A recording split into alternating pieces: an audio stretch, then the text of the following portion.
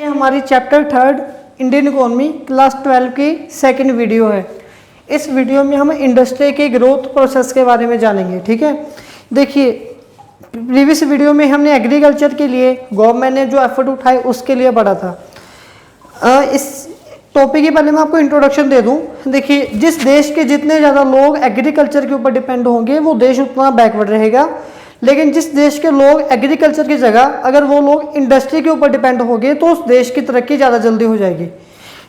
हमारे बैकवर्ड होने का एक रीज़न ये भी है कि हमारी ज़्यादा मैक्सिमम पॉपुलेशन जो है वो एग्रीकल्चर मतलब कि प्राइमरी सेक्टर के ऊपर डिपेंड है। ये हमने प्रीवियस चैप्टर में पढ़ा था। यही डिफरेंस है हमारा और जो डेवलप नेशन है उनमें। ठीक है, अब एग्जांपल दे देता हूँ कैसे। मैं मान लो आपके पास अगर 10 एकड़ ज़मीन है या 5 एकड़ ज़मीन है, आप उसके ऊपर खेती कर लो, आप साल में कितने पैसे कमा लोगे? अगर बारिश ज़्यादा होगी, आपकी फसल खराब है, बारिश कम होगी, चलो मोटर वगैरह है, ठीक है ना, उससे प्रोडक्शन फिर भी हो जाएगी। तो एक तो अनसर्टेनिटी है। अब अगर आपके पास 10 एकड़ 5 एकड़ ज़मीन के ऊपर आप खेती कर रहे हो, अब आप क्या करो, मुझे 1 एकड़ ज़मीन दे दो, उसके ऊपर मैं कोई शॉपिंग मॉल या 5 एकड़ ज़मीन के ऊपर एक स्कूल खोल लूँगा। अब उस स्कूल में मुझे इनकम जितनी आप 10 सालों में कमाओगे, मैं 1 साल से पहले उतनी इनकम कमा सकता हूँ। तो यहाँ से प्रूव है बच्चे कि इंडस्ट्री में हमें इनकम ज़्यादा मिलती है, एग्रीकल्चर में कम। लेकिन हमारी गवर्नमेंट उस टाइम पे डायरेक्ट एग्रीकल्चर के ऊपर क्रॉस नहीं लगा सकती थी। जैसे अभी अगर हमने एग्रीकल्चर में कुछ थोड़े बहुत चेंजेस किए हैं तो हमारे लोग दिल्ली पहुँचे हुए हैं। ठीक है, तो लोग बोलेंगे देखो भाई हमें क्या लेना देना, हमारा तो ये रोज़गार है, आप हमारा काम क्यों बंद कर रहे हो, हमने तो खेती कर रहे थे, खेती ही करेंगे। तो ऐसे ही हमारी गवर्नमेंट ने वहाँ पे एग्रीकल्चर को अपडेट कर दिया। लेकिन उसके बाद उसको समझ में आ गया कि इंडस्ट्री की ग्रोथ होना ज़रूरी है। उस टाइम पे हमारी इंडस्ट्री क्या थी, आज़ादी के टाइम पे इंडस्ट्री को मैं 2 स्टार दूंगा या 1 स्टार दूंगा आउट ऑफ 5 स्टार। मतलब कि हमारी इंडस्ट्री की कंडीशन हालात काफ़ी ख़राब थे। फिर हमारी गवर्नमेंट ने पॉलिसीज़ बनाई जिसमें सोचा कि इंडस्ट्री की ग्रोथ करनी है। और ये वेरी फर्स्ट क्वेश्चन है कि फैक्टर्स नेसेसिटेटिंग, वो कौन से फैक्टर हैं जिन्होंने नेसेसिटी किया कि डायरेक्ट पार्टिसिपेशन होगी स्टेट की एक इंडस्ट्री की तरक्की करने के लिए। ठीक है, इस क्वेश्चन में हम ये पढ़ने की कोशिश करेंगे कि इंडस्ट्रियल डेवलपमेंट के लिए, ठीक है, जो स्टेट मतलब कि पब्लिक सेक्टर को आगे आना पड़ा, वाई, ये इस क्वेश्चन का आंसर है ये पूरा। ठीक है, देखिए तो वेरी फर्स्ट पॉइंट की तरफ हम बढ़ रहे हैं। उस टाइम पे क्या था, लैक ऑफ कैपिटल। जब हमने सोचा कि हम हमारे देश में इंडस्ट्री लगाने जा रहे हैं तो या तो प्राइवेट सेक्टर लगाएगा या पब्लिक सेक्टर लगाएगा। ठीक है, तो उस टाइम पे बच्चे इंडस्ट्री लगाने के लिए हमें बहुत सारा कैपिटल एक्सपेंडिचर चाहिए था। अगर मैं आपको बोलूंगा कि आप लोग अपने शहर में या अपने विलेज में एक कमरा एक घर बना के दिखाओ तो आप लोग बना दोगे, कोई बहुत बड़ी बात नहीं है। लेकिन अगर मैं आपको बोलूंगा कि आप एक घर या एक ऑफिस किसी जंगल में जाके बना के दिखाओ, जंगल का मतलब ये है कि वहां पे आप जो ब्रिक्स चाहिए, जो कंक्रीट चाहिए, जो रेता बजरी चाहिए, वो आप कैसे लेके जाओगे? जो लेबर 8 घंटे काम करती है वो आपके वहां पे, अगर आप काफी दूर से 100-150 किलोमीटर से इंपोर्ट एक्सपोर्ट करवा भी रहे हो तो वो जो 8 घंटे काम कर रहे हैं वो 4 घंटे काम करेंगे। चलिए कोई बात नहीं, टाइम डबल ट्रिपल लग जाएगा, फिर भी एक बिल्डिंग खड़ी कर दोगे। अब उस बिल्डिंग में इलेक्ट्रिसिटी कहाँ से लेके आओगे? आपके विलेज में या आपके शहर में अगर आपने वो इलेक्ट्रिसिटी लगानी है तो एक मीटर लगाना खाली, लेकिन वहाँ पे तो 100-150 किलोमीटर दूर तक आपको तार लगानी पड़ेगी जो जंगल तक लाइट भेजे, इलेक्ट्रिसिटी भेजे। तो ये आप क्यों इतना खर्चा करोगे? ठीक है ना, जो 2-2.5 लाख रुपए का खर्चा आप उसको क्यों आप 40-50-100 करोड़ में लेके जाओगे? और अगर आपने गलती से इतना खर्चा कर भी लिया तो आप कितनी ज़्यादा महंगाई कर दोगे उस एरिया में, क्योंकि आपने वहीं से पैसे कमाने होंगे ना। तो यही जो हमारे मेन पॉइंट्स हैं, इन्हीं पॉइंट्स में फिर हमारी गवर्नमेंट ने क्या सोचा, उन्होंने यही बात बोली कि जो इंडस्ट्री है उस टाइम पे यही कंडीशन थी वो जंगल वाली, क्योंकि हमने बिल्कुल नए सिरे से प्रोडक्शन करनी थी। तो इसमें बहुत सारा कैपिटल एक्सपेंडिचर चाहिए था और ये कैपिटल एक्सपेंडिचर टाटा बिरला के बिना और कोई नहीं कर सकता था। तो इसीलिए हमने प्राइवेट सेक्टर को रिजेक्ट कर दिया और बोला कि ये जो इनिशिएटिव है ये कौन लेगा, ये पब्लिक सेक्टर ही लेगा। फिर सेकंड पॉइंट हमारे पास आ गया, लो इंड्यूस टू इन्वेस्ट। ठीक है, ये काफी इंपॉर्टेंट क्वेश्चन। अब इसमें देखिए ये यहां से शुरू हो रहा है। अगर आप कभी भी लो इन्वेस्टमेंट करोगे, ठीक है, उस टाइम पे, इस टाइम पीरियड में हमारे देश में लो इन्वेस्टमेंट हो रही थी क्योंकि लोगों के पास पैसा नहीं था, इंडस्ट्री नहीं थी। जब आप कभी कभार लो इन्वेस्टमेंट करते हो तो लो इन्वेस्टमेंट से क्या जनरेट होता है, लो इनकम।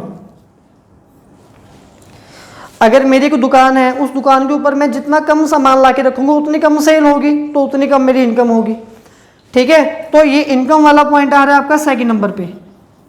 अब जब मेरी इनकम कम हो रही है तो इनकम कम होने की वजह से फिर मैं क्या करूंगा, मैं मार्केट में मेरे प्रोडक्ट की डिमांड कम होगी और मेरी खुद की डिमांड भी कम होगी। ठीक है, जब मैं मार्केट में मेरे प्रोडक्ट की डिमांड कम हो रही है या मैं कम डिमांड कर रहा हूं, तो जिन लोगों के साथ मैं जुड़ा हुआ हूं, जिनसे मैंने आगे कोई सामान परचेज करना है, तो उन लोगों को मोटिवेशन नहीं मिलेगी ज़्यादा इन्वेस्टमेंट करने के लिए। जब वो लोग ज़्यादा मोटिवेशन नहीं मिलेगी इन्वेस्टमेंट करने के लिए, तो उन लोगों की भी इन्वेस्टमेंट क्या होगी, कम होगी।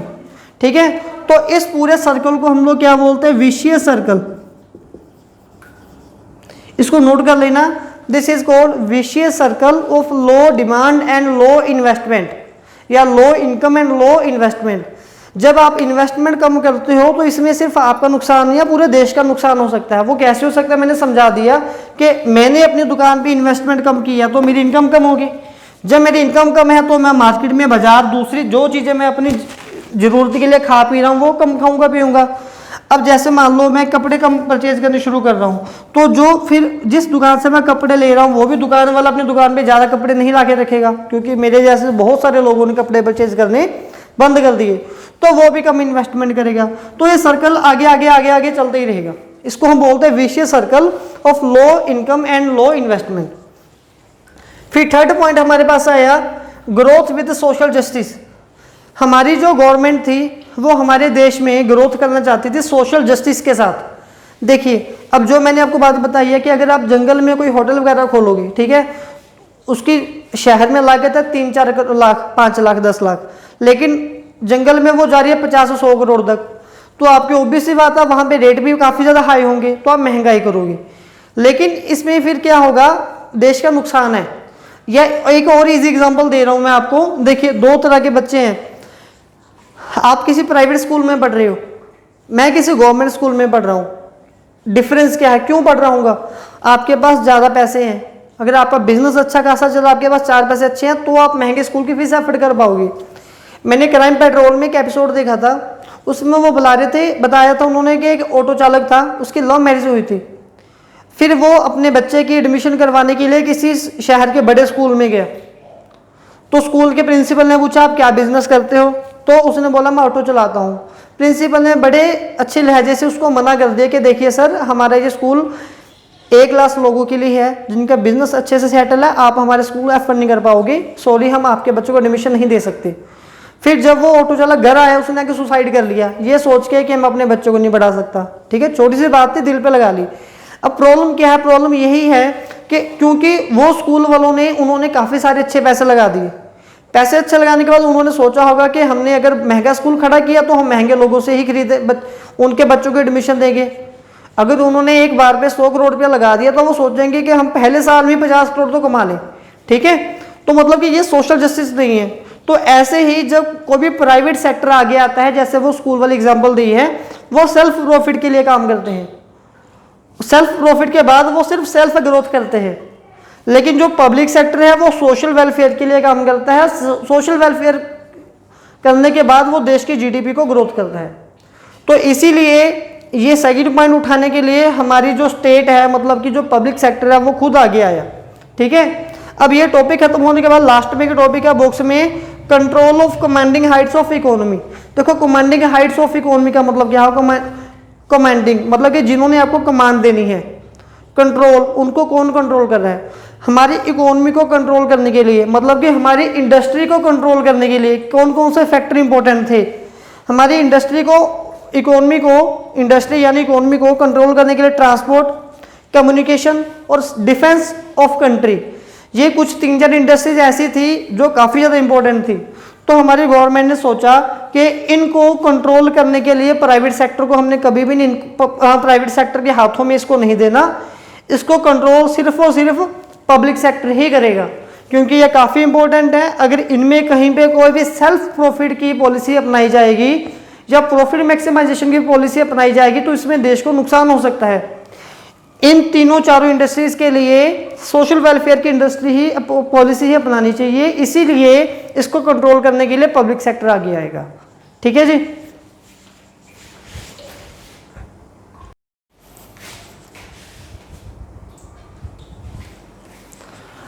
हाँ जी बच्चे, Indian economy chapter 3 agriculture sector की ग्रोथ के बाद हम हमारा न्यू टॉपिक कर रहे हैं इंडस्ट्रियल। इसमें हमारा सेकंड टॉपिक है आईपीआर एक्ट 1956। इससे पहले की वीडियो में हमने कवर किया था कि इंडस्ट्री की हमें क्या इंपॉर्टेंस थी या इंडस्ट्री के लिए हमारी गवर्नमेंट ने क्यों इनिशिएटिव लिया था। ठीक है, तो अभी जो हमारा आज का टॉपिक है दैट इज आईपीआर एक्ट 1956। देखिए, इंडस्ट्रियल पॉलिसी रेगुलेशन एक हमारे पास एक एक्ट पास हुआ था इंडस्ट्री की ग्रोथ के लिए, वो 1956 में पास हुआ था। तो उस एक्ट में कौन कौन सी शर्तें रखी गई थी आगे या कौन कौन सी कंडीशन थी, वो कंडीशन के बारे में हम पढ़ेंगे। सबसे पहले हमारे पास कंडीशन थी 3 फोल्ड क्लासिफिकेशन। सबसे पहले फर्स्ट एक्ट में हमने क्या पास किया था, हमने इंडस्ट्रीज को 3 कैटेगरी में डिवाइड कर दिया। सपोज कर लो कि इंडिया में 100 टाइप की इंडस्ट्रीज हैं, तो उसमें 50 इंडस्ट्री मतलब कि कुछ इंडस्ट्री ऐसी हैं जिसको सिर्फ और सिर्फ गवर्नमेंट चलाएगी, जैसे कि रेलवे डिपार्टमेंट हो गया, एलपीजी सिलेंडर गैस वगैरह होगी। ठीक है, तो मतलब कि कुछ ऐसी इंडस्ट्री थी जिनको सिर्फ और सिर्फ लीगली गवर्नमेंट चला सकती है, गवर्नमेंट के बिना कोई भी और सेक्टर नहीं चला पाएगा। अगर कोई प्राइवेट सेक्टर उसको रन करेगा तो उसको इलीगल माना जाएगा। ठीक है, तो फर्स्ट कैटेगरी में हमने कौन सी इंडस्ट्रीज को रखा, ओनली वो industry those can be run by only public sector. तो दूसरी कैटेगरी जो हमारे पास आई, दूसरी कैटेगरी में हमने कुछ ऐसे इंडस्ट्री को रखा जिसको प्राइवेट और पब्लिक दोनों मिलकर चलाएंगे, लेकिन जो मेन रोल रहेगा वो पब्लिक सेक्टर का रहेगा, इसको मैंने 5 स्टार दे दिए। और जो सेकेंडरी मतलब कि जो थोड़ा सा छोटा रोल रहेगा वो प्राइवेट सेक्टर का रहेगा। ठीक है, फॉर एग्जाम्पल अगर आप किसी स्कूल में पढ़ रहे हो तो आपके स्कूल का एक ओनर है और एक टीचर है। ठीक है, तो जितने में रूल रेगुलेशन है वो ओनर प्रिंसिपल के थ्रू आपके तक लेके आ रहा है, लेकिन टीचर का काम सिर्फ स्कूल में पढ़ाना है, तो एक लिमिटेड रोल है।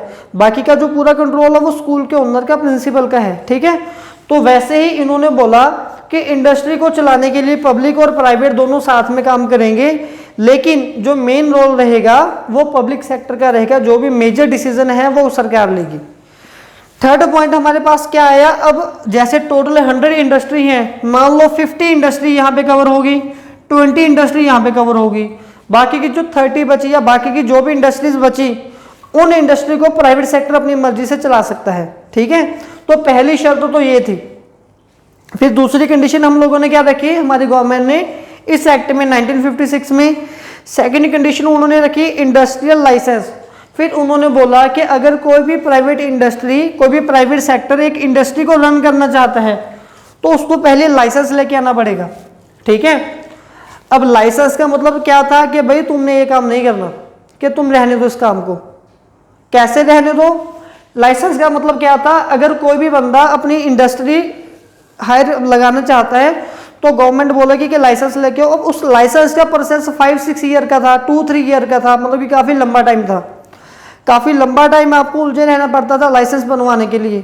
इतने टाइम में बंदा परेशान हो जाता था, यार छोड़ो ये मैंने काम ही नहीं करना। ठीक है, गवर्नमेंट अगर डायरेक्टली बोलेगी कि आपने ये काम नहीं करना, फिर आप लोग थोड़ा समझोगे, आपको परेशान किया, फिर आप 10 लोगों को और भी बोलोगे छोड़ो यार लाइसेंस बड़ी मुश्किल वाली बात है, ये हमने बनवाना ही नहीं। ठीक है, तो इसका मतलब यही था कि आप ये काम मत करो। अब इसके साथ ही आपकी बुक में एक पॉइंट है कि अगर हम हमारी इंडस्ट्री को किसी बैकवर्ड एरिया में लगाना चाहते हैं, ठीक है, तो आपको नो लाइसेंस, आपको लाइसेंस नहीं चाहिए होगा। मतलब कि हम आपको लाइसेंस काफ़ी इजीली दे देंगे। मान लो अगर लाइसेंस बनाने के आपके 10 प्रोसेस हैं, 10 स्टेजेस हैं, तो बस डायरेक्ट आपको एक आधी फॉर्मेलिटी कंप्लीट करनी है, डायरेक्ट आपको लाइसेंस मिल जाएगा। अब ये क्यों मिलेगा, देखिए जब इंडस्ट्री बैकवर्ड एरिया में किसी में लगती है तो उस एरिया में क्या होता है, उस वहाँ पे इंफ्रास्ट्रक्चर की ग्रोथ हो जाती है। मैं आपको हमारे यहाँ पे इस एरिया की बात बता रहा हूँ। हमारे पंजाब में यहाँ पे पटियाला में एक राजीव गांधी लॉ यूनिवर्सिटी थी। ठीक है, वो शहर के बीचों बीच थी। अब उस यूनिवर्सिटी को किसी विलेज में, पटियाला से बाहर विलेज बख्शीवाल सिद्धूवाल विलेज में शिफ्ट कर दिया गया। जब उस विलेज में ये यूनिवर्सिटी बनानी थी उसके लिए काफ़ी सारी ज़मीन चाहिए। तो ज़मीन लोगों की है, लोग बेचेंगे या नहीं बेचेंगे, तो सरकार ने ज़्यादा पैसों के हिसाब से वो ज़मीन खरीद ली। दूसरी बात, उन लोगों को बोला गया कि तुम्हारे विलेज में 24 घंटे पानी आएगा, तुम्हारे विलेज में 24 घंटे बिजली रहेगी, ठीक है। और आप उस विलेज में काफ़ी कच्ची सड़कें थी और वहाँ पे सड़कें पक्की बन गई, क्योंकि अब डेली बच्चों ने आना जाना है, ठीक है ना, कि वहाँ पे एक बड़ी यूनिवर्सिटी बनने जा रही है, वहाँ पे बस नहीं रुकती थी, वहाँ पे पुलिस स्टेशन बन गया, वहाँ पे मार्केट बन गई यूनिवर्सिटी के आसपास, ठीक है, ऑटो वगैरह आने लग गए, तो मतलब कि उस एरिया की ग्रोथ होगी। तो मतलब कि अब यहाँ से मैं एग्जांपल ड्राइव कर रहा हूँ कि जहाँ कहीं पे भी एक फैक्ट्री लगती है, बड़ी इंडस्ट्री लगती है, तो वहाँ पे काफ़ी सारे लोगों का आना जाना हो जाता है, रॉ मटेरियल डेली आना जाना चाहिए, तो वहाँ पे जो इंफ्रास्ट्रक्चर है वो इम्प्रूव हो जाता है। तो इसीलिए हमारी गवर्नमेंट ने बोला था कि अगर इंडस्ट्री लगेगी वो उस एरिया को भी ग्रोथ करेगी। अगर बैकवर्ड एरिया में कोई बंदा अपनी इंडस्ट्री लगाएगा तो गवर्नमेंट का काम आसान है, इसलिए उन्होंने बोल दिया कि आपको लाइसेंस इजीली दे देंगे। और इस प्रोसेस को हम लोग बोलते हैं रीजनल ग्रोथ। सभी रीजन की बैलेंस ग्रोथ करने के लिए ये स्टेप है जो वो इनिशिएटिव लिया गया था। थर्ड पॉइंट हमारे पास आ गया इंडस्ट्रियल सोप्स। सोप्स का मतलब होता है डिस्काउंट देना, ठीक है, या बेनिफिट देना। इसका मतलब क्या है, डिस्काउंट या फिर बेनिफिट। अब ये कैसे है, देखिए, अगर बोला गया था कि अगर आप अपनी इंडस्ट्री किसी बैकवर्ड एरिया में शिफ्ट करोगे, ठीक है, अगर आप अपनी इंडस्ट्री किसी बैकवर्ड एरिया में शिफ्ट करने जा रहे हो, जो इंडस्ट्री आपने लगानी है या तो किसी शहर में लगाओगे या किसी बैकवर्ड एरिया में लगाओगे। अगर किसी शहर में लगानी है या तो वो पब्लिक सेक्टर लगाएगा या प्राइवेट सेक्टर। अगर प्राइवेट सेक्टर वो इंडस्ट्री लगा रहा है फिर उसको लाइसेंस चाहिए, ठीक है, तो लाइसेंस मतलब कि आपको काफ़ी उलझाया जाएगा। तो इसीलिए हमारी गवर्नमेंट ने बोला कि आप अगर अपनी इंडस्ट्री किसी बैकवर्ड एरिया में लगाना चाहते हो तो उसके लिए हम आपको ईजिली लाइसेंस दे देंगे, हम आपको टैक्स हॉलीडे देंगे। What do mean by tax holiday? Tax holiday का मतलब क्या है कि अगर आप महीने में 30 दिन प्रोडक्शन कर रहे हो तो 5 डेज आपको टैक्स माफ रहेगा, ठीक है। नेक्स्ट डे बोला गया सब्सिडी पावर सप्लाई, मतलब कि आपको जो इलेक्ट्रिसिटी है वो बाकियों से सस्ती मिलेगी। अगर कहीं पे 10 रुपये यूनिट है तो आपको 5 रुपये यूनिट मिल जाएगी, 7 रुपये यूनिट मिल जाएगी। नेक्स्ट बोला गया अदर बेनिफिट एंड, और बहुत कुछ, इसके बिना भी आपको काफ़ी सारे बेनिफिट देंगे। लेकिन अगर आप अपनी इंडस्ट्री की ग्रोथ किसी बैकवर्ड एरिया में करना चाहते हो तो ये पॉइंट हमने कहाँ से कॉपी किया था? चाइना कंट्री से। चाइना ने भी 1958-56 में यही ऐसा ही प्रोसेस किया था कि उन्होंने अपने बैकवर्ड एरिया की ग्रोथ करने के लिए ये स्टेप उठाया था, ठीक है। तो इंडिया ने भी यही स्टेप उठाया। अब इसके बाद ये तो थे हमारे पास आईपीआर एक्ट की 3 शर्तें। पहली शर्त क्या थी? 3 फोल्ड क्लासिफिकेशन, हमने 3 कैटेगरीज में क्लासीफाई किया इंडस्ट्रीज को। दूसरी कैटेगरी में शर्त रखेगी कि अगर कोई भी प्राइवेट सेक्टर अपनी इंडस्ट्री चलाना चाहता है तो उसको लाइसेंस चाहिए। तीसरी कैटेगरी में हमने बोला कि अगर आप अपनी इंडस्ट्री बैकवर्ड एरिया में सेट करोगे तो हम आपको काफी सारी डिस्काउंट देंगे। तो ये 3 शर्तें थी आईपीआर एक्ट 1956 की। अब इसके बाद development of SSI, small scale industry. अब इसके बाद क्या हुआ, जो हमारी देश की सरकार थी, इंडस्ट्री 2 तरह की होती है, ठीक है। एक तो होती है स्मॉल स्केल इंडस्ट्री, एक होती है लार्ज स्केल इंडस्ट्री, ठीक है। हमारी गवर्नमेंट ने लार्ज स्केल को इग्नोर करके स्मॉल स्केल की ग्रोथ करने के लिए बहुत सारी पॉलिसीज बनाई। वो क्यों स्मॉल स्केल की ही ग्रोथ करना चाहती थी, ये क्वेश्चन हमारा इस पॉइंट से हम निकाल सकते हैं, या इसके बारे में हम पढ़ेंगे। देखिए, जो स्मॉल स्केल इंडस्ट्री होती है वो एम्प्लॉयमेंट बढ़ा देती है, उससे एम्प्लॉयमेंट बढ़ता है क्योंकि small scale industry labour intensive होती है।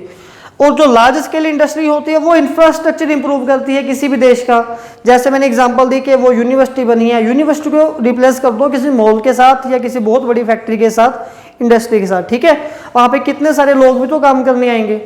अगर एक मॉल है, मॉल में, शॉपिंग मॉल में कम से कम 200-300 लोगों का स्टाफ होगा, ठीक है। तो इतने सारे लोग काम करने के लिए वहाँ पे जुड़ते हैं, डेली ऑटो वगैरह आएगा, इतने सारे लोगों ने डेली आना जाना है वहाँ पे, तो ये बेनिफिट मिल जाते हैं, ठीक है। तो अभी हमारे देश को एम्प्लॉयमेंट बढ़ाने की जरूरत थी, इसीलिए हमारी गवर्नमेंट ने स्मॉल स्केल इंडस्ट्री को प्रमोट किया। अब कैसे किया ये देखिए।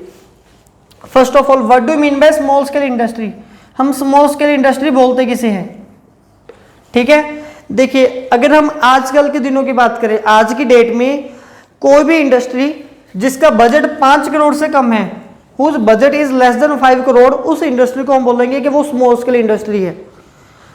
लेकिन 1991 से पहले जिस टाइम ये पॉलिसीज बनी थी उस टाइम तक जिन